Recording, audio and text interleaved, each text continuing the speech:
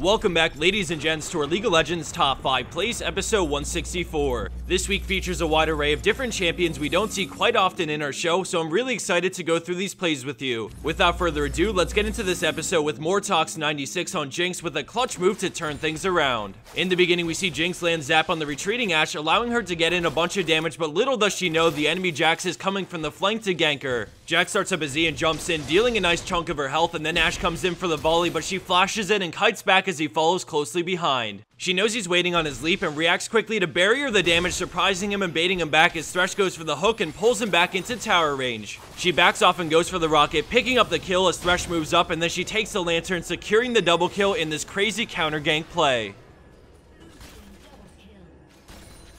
Coming in at our number 4 spot is Worst Ashe player with an insane turnaround play at mid lane. At the start, we see her get in some nice damage on Triss, but then Fiddles begins to channel Crowstorm, forcing her to run towards the jungle. She knows AP Triss wants to jump on her, so as soon as the silence runs out, she flashes over the wall and turns with a double binding, ult E and auto for the double kill. Let's check that out play one more time as we see an immediate flash on the rocket jump and then a lightning quick binding to hold him in place and unleash hell. She picks up the double with a nice Lucent Singularity and auto attack to trigger her passive on Fiddlesticks.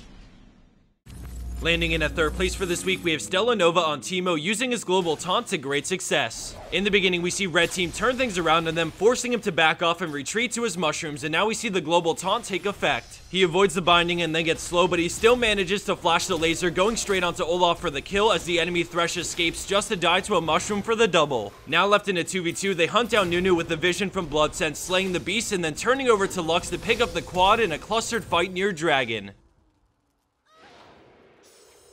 Coming in at 2nd with an awesome turnaround under the tower is Consequentiality on Twitch. The play starts out following Ziggs, who gets ambushed by the enemy team in his own jungle, so he makes a break for his tower as they continue to chase. Right before he escapes, the enemy Lux flashes for the kill, and now with 4 enemy players on bot side, they prepare to get dived. When Sivir and Leona make a risky move to regroup with their team, he opens up Spray and Pray, slowing them with his W and dealing massive AoE damage. He flashes back to dodge the solar flare and continues kiting back, landing a huge expunge on the enemy team to drop all their health in a matter of seconds for the 4-for-1 exchange.